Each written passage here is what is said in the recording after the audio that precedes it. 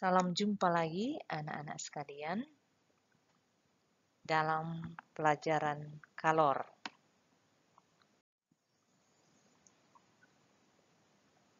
Kalor adalah salah satu bentuk energi yang berpindah dari benda yang suhunya lebih tinggi ke benda yang suhunya lebih rendah. Nah, untuk lebih jelasnya, kita coba masing-masing di rumah dengan mempraktikkan kita membuat teh manis ya dalam sebuah gelas. Pertama, kalian sentuh gelas sebelum dituangkan air panas. Kemudian, tuang air panas tersebut secara berhati-hati ke dalam gelas. Kemudian, masukkan sendok logam. Pada saat kalian sentuh sendok logam tersebut, maka sendok logam tersebut akan terasa panas. Nah, pada saat itu kita bisa mengetahui bahwa awalnya sendok logam itu tidak panas, tetapi begitu kita masukkan ke dalam gelas yang berisi air panas, maka sendok tersebut akan terasa panas. Berarti kalor akan berpindah dari benda yang suhunya lebih tinggi ke benda yang suhunya lebih rendah.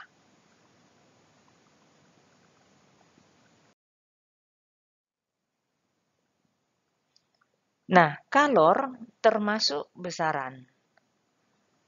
Jadi kalau dia termasuk besaran, berarti dia mempunyai satuan. Nah, satuan kalor adalah kalori.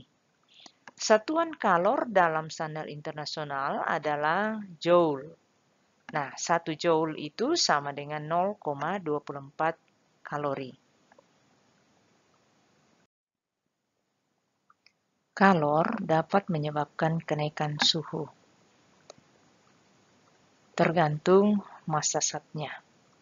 Semakin banyak massa suatu benda, semakin besar kalor yang dibutuhkan untuk menaikkan suhunya. Kalor yang dibutuhkan untuk menaikkan suhu suatu zat sebanding dengan massa zat itu. Nah, apa itu kalor jenis? Kalor jenis adalah banyaknya kalor yang diperlukan 1 kg zat setiap kenaikan suhu 1 derajat Celcius. Kemudian, kapasitas kalor, yaitu banyaknya kalor yang diperlukan suatu zat untuk menaikkan suhu zat itu 1 derajat Celcius.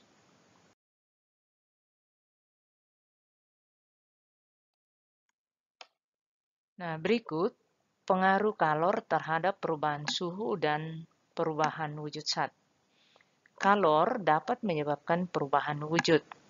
Contoh perubahan wujud yang memerlukan kalor, yaitu perubahan wujud dari wujud zat padat menjadi cair. Kemudian yang berikut perubahan wujud dari wujud cair menjadi gas. Dan perubahan wujud dari wujud padat menjadi gas. Nah, kalor dapat menyebabkan perubahan wujud. Perubahan wujud tersebut memerlukan kalor. Dan ada juga perubahan wujud zat yang melepaskan kalor, seperti perubahan wujud dari wujud cair menjadi padat, perubahan wujud dari wujud gas menjadi cair, kemudian perubahan wujud dari gas menjadi padat.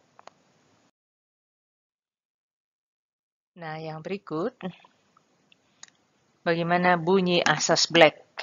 Ya, bunyi asas Black yaitu banyaknya kalor yang dilepas benda bersuhu lebih tinggi sama dengan banyaknya kalor yang diterima oleh benda yang bersuhu lebih rendah.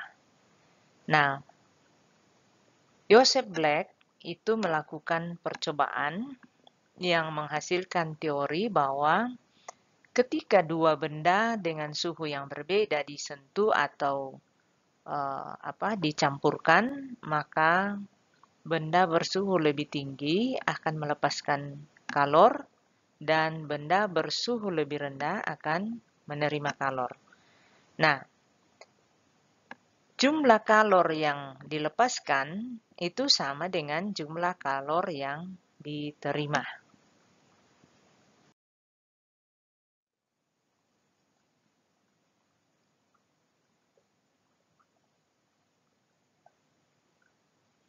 Nah, banyaknya kalor yang diperlukan sebanding dengan kenaikan suhu, massa benda, dan kalor jenis benda. Jumlah kalor yang diperlukan untuk menaikkan suhu itu sama dengan massa benda kali kalor jenis benda dikali kenaikan suhu benda.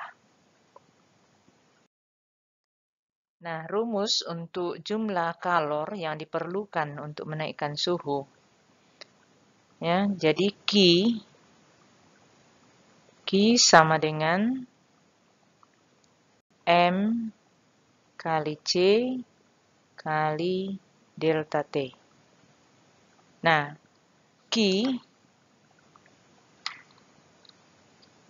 sama dengan jumlah kalor. Ini jumlah kalor dinyatakan dalam satuan joule. Kemudian M ini sama dengan massa benda. Massa benda dinyatakan dalam satuan kilogram. Yang berikut C, kalor jenis zat. Ini kalor jenis zat dinyatakan dalam joule per kilogram derajat Celcius. Jadi satuannya ini. Kemudian delta T. Delta T ini adalah kenaikan suhu. Kenaikan suhu biasanya dinyatakan dalam derajat Celcius. Delta T ini didapatkan dari T2 dikurang T1. T2 biasanya itu adalah suhu akhir, T1 adalah suhu awal.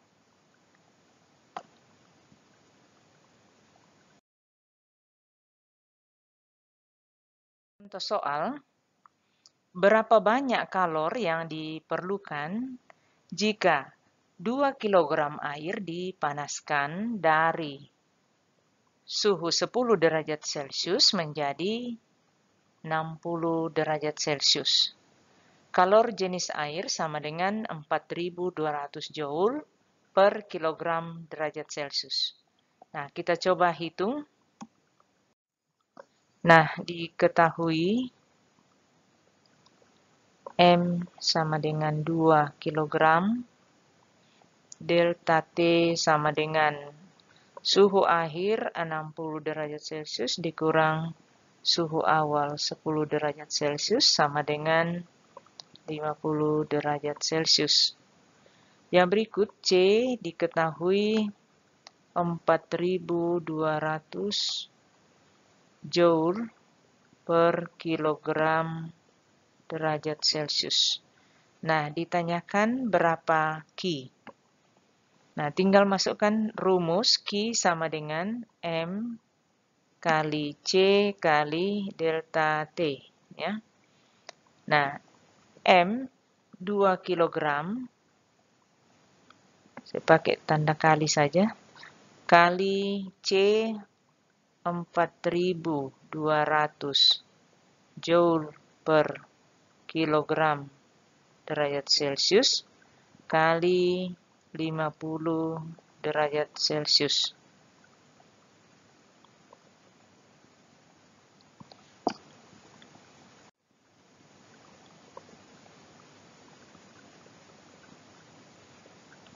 Nah, 2 kali 4.200. Ini bisa hilang kilogram, derajat Celcius. Jadi ini kita dapatkan 8.400 joule dikali 50 sama dengan 420.000 joule. Nah, kalau ini mau dibawa ke kilojoule, berarti dibagi 1000. Berarti 420 kilojoule. Nah, jadi Q sama dengan 420 kilojoule. Atau jumlah kalor yang dibutuhkan sama dengan 420 kilojoule.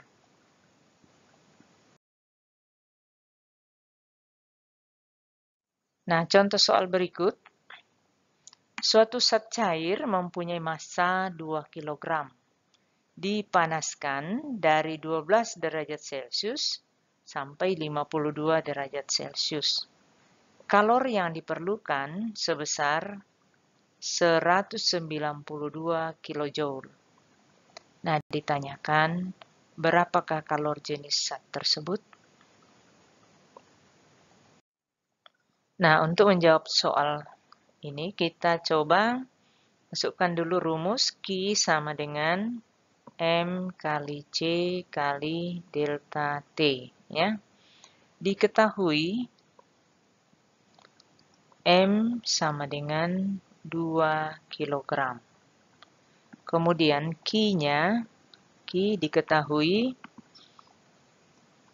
192 kilojoule. Ini kalau dibawa ke joule berarti harus dikali 1000, berarti 192.000 joule. Nah, yang berikut delta T sama dengan sama dengan suhu akhir. Suhu akhir itu 52 derajat Celcius dikurangi suhu awal 12 derajat Celcius. Jadi delta T-nya 40 derajat Celcius. Lalu ditanya C sama dengan berapa? Jadi kalor jenis zat itu berapa? Nah, tinggal masukkan dalam rumus. Q sudah diketahui 192.000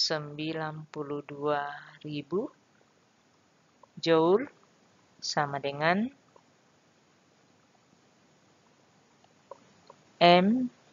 M-nya 2 kg kali C dikali delta T 40 derajat Celcius. Nah, dicari C. Jadi C sama dengan 192.000 joule dibagi dengan 2 kg kali 40 derajat Celcius. Jadi kita dapatkan, jadi ini 192.000 joule dibagi dengan 80 kg derajat Celcius. Nah, didapatkan 2.400 joule per kilogram derajat Celcius.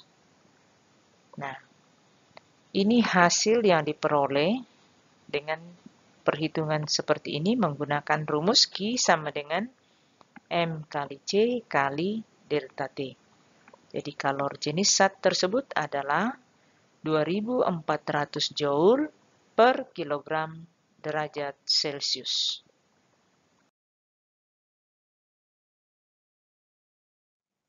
Nah, untuk lebih jelasnya, kalian boleh latihan soalnya sebagai berikut. Suatu benda memiliki massa 2 kg dipanaskan sehingga mengalami kenaikan suhu dari 20 derajat Celcius menjadi 100 derajat Celcius. Apabila kalor yang diperlukan sebanyak 3300 Joule, berapakah kalor jenis benda tersebut? Yang berikutnya, kalian boleh berlatih menghitung ya, 3 kg air dipanaskan dari suhu 10 derajat Celcius menjadi 80 derajat Celcius. Kalor jenis air 4200 Joule per kilogram derajat Celcius. Nah, hitung berapa banyak kalor yang diperlukan. Selamat berlatih. Nah, kita lanjutkan perpindahan kalor. Perpindahan kalor secara konveksi. Ya, konveksi untuk zat cair dan gas. Konveksi adalah perpindahan kalor melalui zat yang disertai perpindahan partikel dan zat tersebut. Contoh peristiwa konveksi. Pemanasan air dalam ketel sebagian terjadi karena konduksi melalui dinding ketel. Sebagian lagi karena konveksi di dalam air itu sendiri, sehingga air bisa mendidih seluruhnya.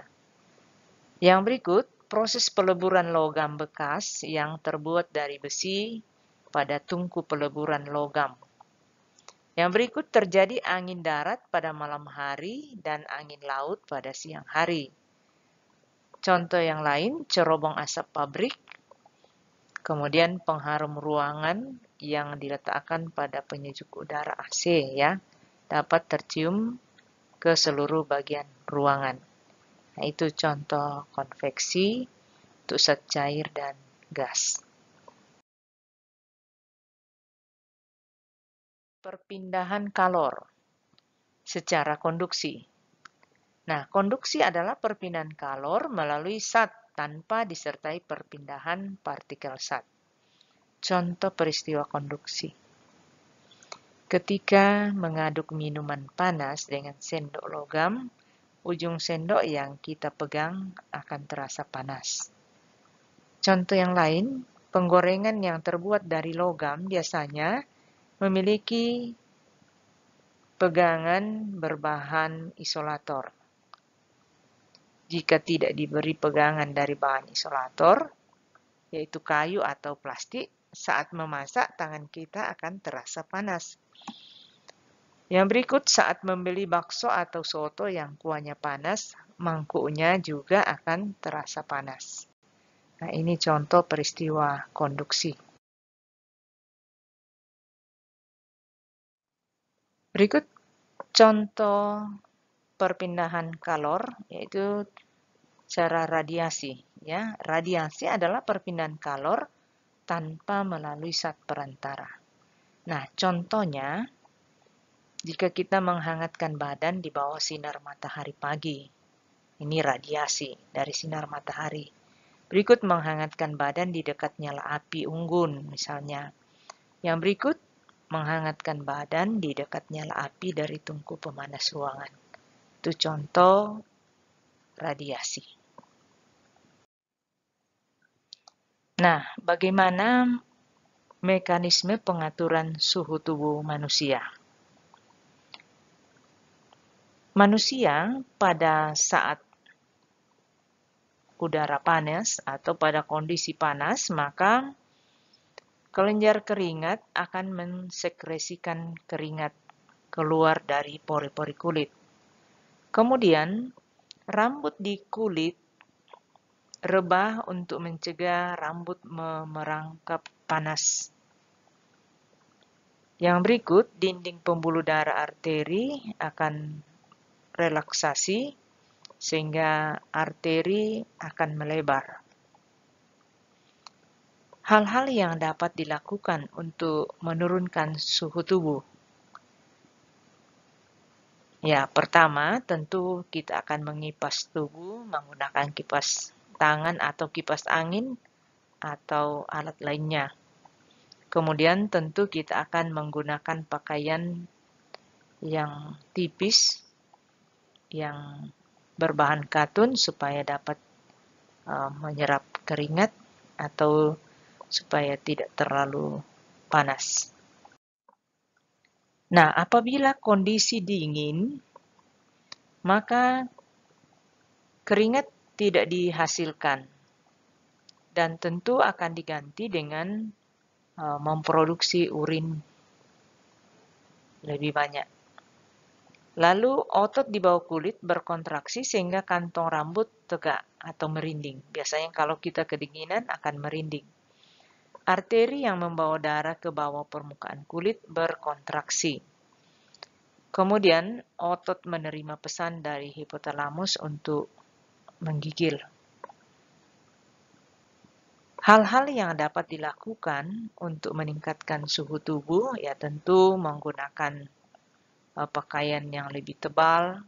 Kalau tidur ya tentu gunakan selimut tebal.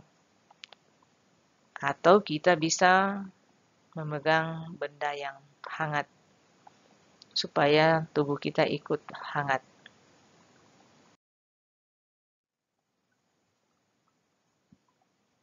Yang berikut suhu tubuh hewan. Berdasarkan mekanisme pengaturan suhu tubuh, hewan dibedakan menjadi hewan ektoterm atau hewan berdarah dingin dan endoterm atau hewan berdarah panas. Hewan ektoterm menyerap panas dari lingkungannya. Ektoterm, hewan yang suhu tubuhnya ditentukan oleh perubahan suhu lingkungan. Disebut juga sebagai hewan berdarah dingin. Untuk mendinginkan suhu tubuh, maka ada beberapa hewan yang bersembunyi di liang dan membangun sarang yang memiliki aliran udara untuk menghindari konveksi panas. Kemudian ada juga yang berendam di air atau mencari tanah dingin atau lumpur untuk menghindari konduksi panas. Lalu yang berikut, ada juga yang berteduh atau masuk ke liang untuk menghindari radiasi panas. Yang berikut hewan endoterm. Hewan endoterm mendapatkan panas dari proses metabolisme dalam tubuh. Struktur tubuh untuk mengatur suhu tubuh, burung memiliki bulu, mamalia memiliki rambut. Burung dan mamalia ini memiliki lapisan lemak.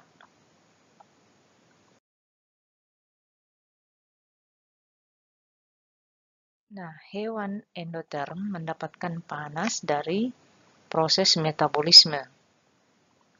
Endoterm yaitu hewan yang mendapatkan sebagian besar panas tubuhnya melalui proses metabolisme, sehingga disebut hewan berdarah panas. Perilaku untuk mengatur suhu tubuhnya yaitu dapat menurunkan suhu tubuh di bawah normal, namanya torpor. Kemudian hibernasi, yaitu masa tidur panjang di musim dingin. Kemudian estivasi adalah masa tidur panjang di musim panas atau musim kemarau. Nah, demikian penjelasan mengenai kalor dan bagaimana penerapannya dalam kehidupan baik manusia maupun hewan.